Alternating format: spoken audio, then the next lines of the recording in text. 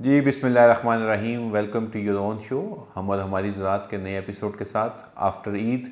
सबको गुज़िश्ता ईद मुबारक जी। ईद की खुशियाँ उम्मीद है कि आप लोगों ने अपनी फैमिलीज़ के साथ, अपने चाहने वालों के साथ, अपने रिश्तेदारों के साथ गुजारी होंगी और उस सुन्नत इब्राहिमी का जो आपका सिलसिला था उसको आपने आगे बढ़ाया होगा और इसके साथ साथ अपनी खुशियाँ आपने आसपास के लोग जो कि मोहताज हैं, जिनको ज़रूरतमंद हैं, उनके साथ भी शरीक उनको बनाया होगा अपनी खुशियों में।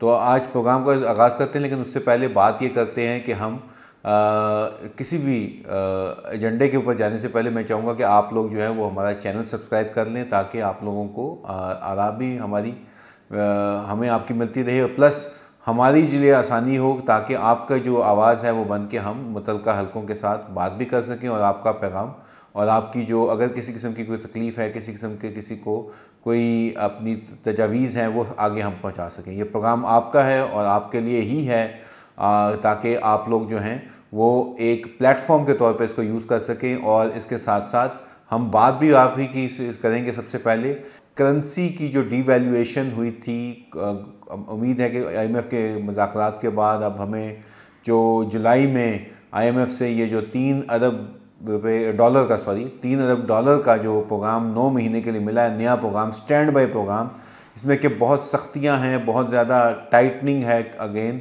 लेकिन जो कि 2 साल से 3 साल से किसान की लिए तो बहुत ही मुश्किल ये गुजरा है वक्त। उसको देखते हुए मेरे ख्याल से हमें अब देखना चाहिए कि हम कैसे अपने घर को सीधा करते हैं, अपना, उसे अंग्रेज़ी में कहते हैं कि हाउस इन ऑर्डर करना है। लेकिन ये क्या, ये खाना पीना और उड़ा देने हैं पैसे, या कि कोई आगे बढ़ना है इंपोर्ट के ऊपर। तो उन्होंने कहा जी कि इंपोर्ट खोलें, तो चलें, खुशाइन बात है कि एक तरीके से कि चलें वक्ती तौर के ऊपर कुछ सीड और पेस्टिसाइड और ये फर्टिलाइज़र के ऊपर जो प्रेशर था, लोगों को मिल नहीं रहा था अच्छा सीड, चलें वो इंपोर्ट हो जाएगा। लेकिन इसको हमने सिर्फ ये समझना है कि आखिरी दफ़ा ही हम या कुछ ऐसे देरपा इकदाम किए जाएं कि यहाँ पे सीड पैदा हो।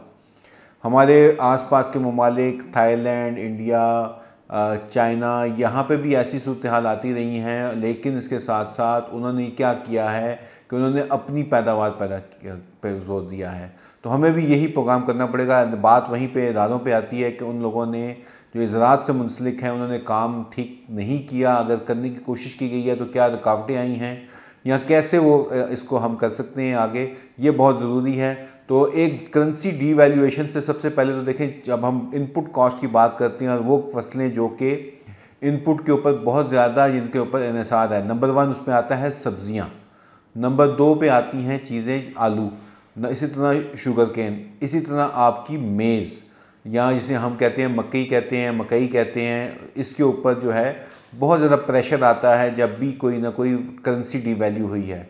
और इसका मकसद क्या होता है, देखें आपको कि इलेक्ट्रिसिटी के रेट बढ़ गए, नंबर 2 डीजल के रेट बढ़ गए, नंबर 3 आपने देखा कि फर्टिलाइज़र के रेट बढ़ गए और बीज के रेट बढ़ गए। तो इन तमाम जो इकदाम हैं, अब ये वक्त आ गया कि अगर थोड़ा सा हमें करेंसी नीचे आई है तो उसका फ़ायदा किसान को भी जाना चाहिए। साल की शुरुआत यानी कि जो माली साल है उसके अंदर हमने देखा कि पहले नंबर पे तो ₹150 का एक टैक्स लगा दिया गया है 50 किलो के फर्टिलाइज़र के बैग के ऊपर।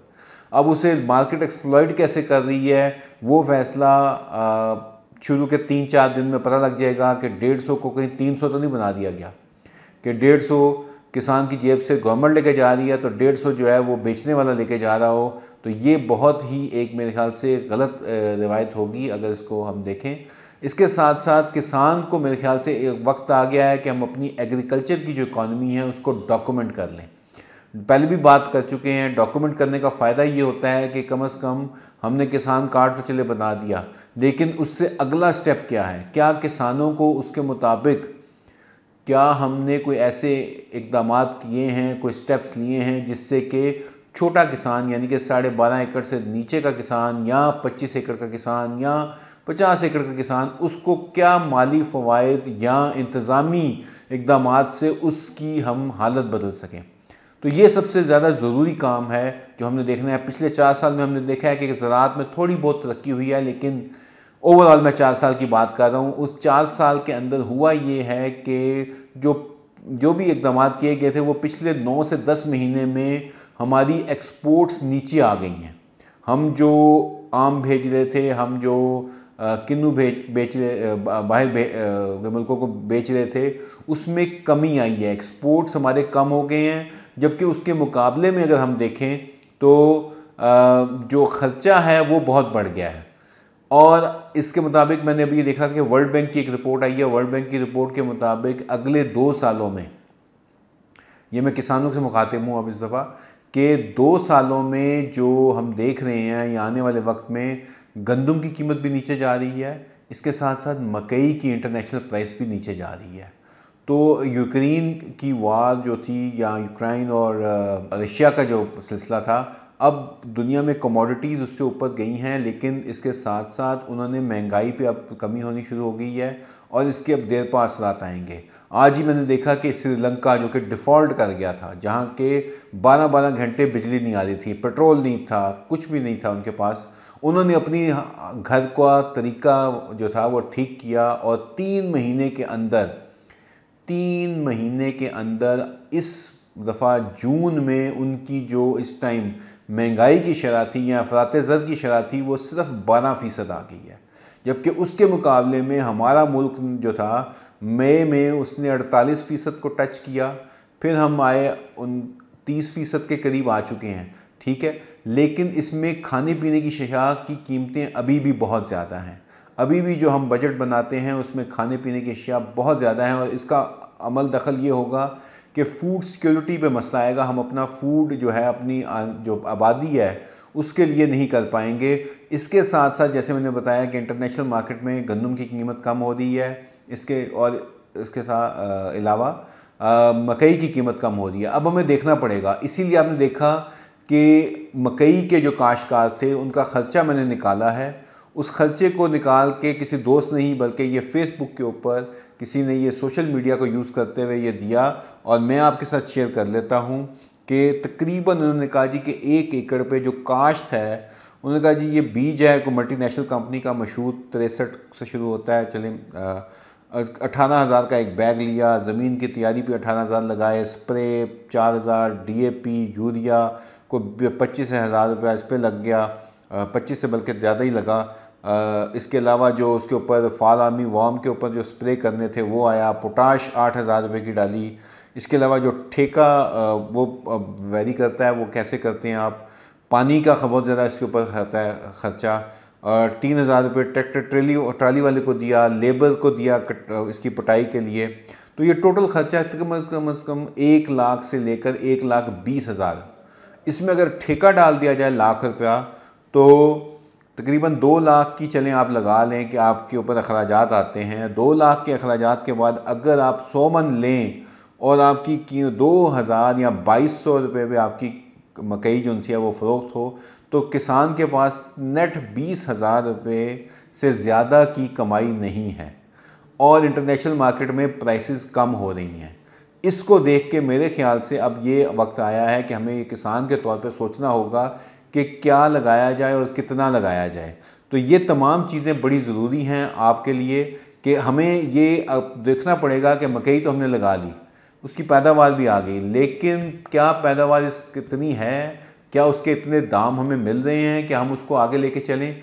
तो ये बहुत ज़रूरी है कि हम अपनी, जो मैंने पहले भी बात करता हूँ कि अगर हमारे पास जितनी ज़मीन है तो उसको एक फसल से ना भरें, हमें मुख्तलिफ़ जो फसलें हैं उस पर लगानी चाहिए, और इस लिहाज से हम अपनी प्लानिंग करें कि अगर कोई किसान हमारे साथ अगर अपना जो भी ख़र्चा आता है अगर कोई लिख रहा है वो और उसके मुताबिक अपनी प्लानिंग करता है, तो मैं उसको सलाम पेश करता हूँ, और किसान मददगार के प्लेटफॉर्म से उसको ये प्लेटफॉर्म पे बुलाना चाहूँगा कि वो आके हमारे साथ बैठे, ताकि दीगर किसानों को भी ये पता लगे कि कैसे अपनी फसल की ना सिर्फ के मैनेजमेंट कहते हैं बल्कि उसकी हिफाजत करना, कि कब उसे बेचना है, कब कैसे लगाना है, क्या ख़र्चा आ रहा है, क्या कुछ मुझे बच रहा है। ये तमाम चीज़ें जो सी हैं ये इम्पॉर्टेंट हैं। तो इसके लिए आपको जिस तरह घर का बजट बनाते हैं, इस तरह घर की चीज़ें जो मैनेज करते हैं, इसी तरह आपने फार्म की मैनेजमेंट भी करनी है, और इसमें किसान मददगार आपकी सपोर्ट भी करता है, क्योंकि हम जो जिन फार्म्स पे काम कर रहे हैं उन तमाम फार्म्स को एज ए कंसल्टेंट हम ये मैनेजमेंट के उसूल बताते हैं, और उनकी पैदावार भी बढ़ाते हैं और आमदनी भी बढ़ती है। तो अब जो बजट की, क्योंकि अब देखें लेवी जो सी थी वो 60 रुपये कर दी गई है, डीज़ल अभी महंगा हुआ है, अब इसके फिर अखराजात आपके बढ़ जाएंगे। तो ये तमाम चीज़ें, अखराजात, आमदनी, ये बड़ा ही ज़रूरी है। इसके साथ साथ हम आपको अच्छे बीज भी दे सकते हैं, आपको अच्छी जो है वो फसल की मॉनिटरिंग भी कर सकते हैं, इसके साथ साथ टेक्नोलॉजी का इस्तेमाल भी कर किया जा सकता है। इस दूसरे नंबर पे मैं आता हूँ जी, मैं बात करता हूँ प्रिसीजन एग्रीकल्चर की। मैंने अब बाहर दुनिया में देखा है कि लोग अब प्रिसीजन एग्रीकल्चर पे चले गए हैं। प्रिसीजन एग्रीकल्चर हमारी नंबर 1 यूनिवर्सिटीज़ में अब पढ़ाया जाना चाहिए। अगर पढ़ा रहे हैं तो उसको प्रैक्टिकल नॉलेज के तौर के ऊपर भी लेके आना चाहिए, मैकेनाइजेशन करना चाहिए हमें, और इस सिलसिले में भी किसान मददगार आपको फुल सपोर्ट प्रोवाइड करता है। हम आपके लिए हाजिर हैं। प्रिसीजन एग्रीकल्चर का मकसद ये है कि आप अपनी 1 बाय 1 फुट ज़मीन से कम कोशिश करें कि अगर आप 6 महीने लगाते हैं तो 100 रुपया आप उससे कमाएं। अब आप अंदाज़ा करें कि 1 एकड़ के लिए आप कितनी आमदनी आप कर सकते हैं। इस तमाम चीज़ को करने के लिए जो साइंटिफिक तरीके हैं, जो कि नॉलेज बेस्ड हम उन्हें कहते हैं, कि जो मौजूदा दौर के तरीके हैं, हमें उन तरीक़ों पे चलना पड़ेगा। हमें देखना पड़ेगा कि कैसे हम अपनी पैदावार ना सिर्फ बढ़ाएं बल्कि आमदनी भी बढ़ा सकें और अपनी ज़मीन का बेहतरीन जो उस तरह इस्तेमाल किया जा सके। तो प्रिसीजन एग्रीकल्चर कितने फासले पे करनी है, कितनी ज्योमेट्री पे लगानी है, कब जो है पानी देना है, कब जो है वो आपने फर्टिलाइज़र देना है, कब जो है उसके लिए आपने पेस्टिसाइड की ज़रूरत है तो पेस्टिसाइड को कम करना है, फिर फसल की कटाई कैसे करनी है कि उसके अंदर वेस्ट ना हो। जो हम ज़ाया कर देते हैं 30% फसल अपनी, वो हमारी आमदनी में अगर बढ़ जाए तो हमारी बहुत बेहतर हालात हो सकते हैं। तो ये चीज़ें जो सी हैं ना, ये बहुत ज़रूरी हैं। इसके साथ साथ मेरे ख्याल में ये बहुत इस अमल का मेरे ख्याल से अब हमें इम्कान नहीं बल्कि यकीनन इसको हमें अब लागू करना पड़ेगा कि अब हमारी तमाम जो कल्टीवेशन है या जो हम काश्तकारी करते हैं वो बुनियादी असूलों पे हो, ताकि हम उसको लेके आगे बढ़ सकें।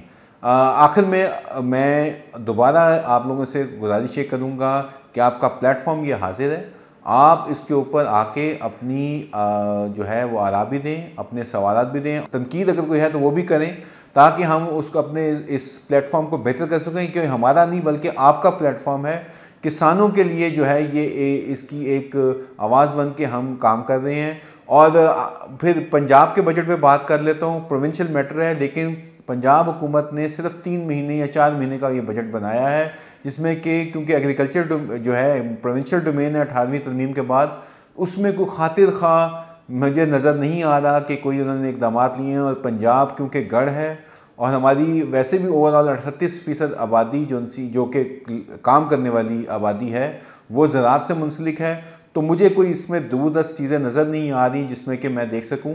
तो सब्सिडी से निकलना होगा, हमें टोकन सिस्टम से निकलना होगा, हमें अपने कदम पे खुद आगे बढ़ना होगा। और इस सिलसिले में मेरे ख्याल से हुकूमती इक़दामात सिर्फ ये कर दें कि रेगुलेट कर दें कि यूरिया खाद, इसके साथ साथ बीज ठीक जगह पे ठीक वक्त के ऊपर ठीक कीमत के ऊपर अगर मिल जाता है किसान को, तो किसान में बड़ी ही इसमें मेरे ख्याल से सलाहियत है। उन्होंने ये पैदा किया है ये चीज़ें, और वो हमेशा जो है कुर्बानी देने के लिए भी आते हैं। लेकिन अब उनका वक्त आ गया है कि उनकी जो है वो इस्तात बढ़ाई जाए और उनकी कामयाबियों में इजाफा किया जाए। इसके साथ ही आपसे इजाज़त चाहूँगा। इंशाअल्लाह नेक्स्ट प्रोग्राम में आपसे फिर मुलाकात होगी। चैनल ज़रूर सब्सक्राइब कीजिएगा, फेसबुक के ऊपर, यूट्यूब के ऊपर। बहुत शुक्रिया। अस्सलाम वालेकुम।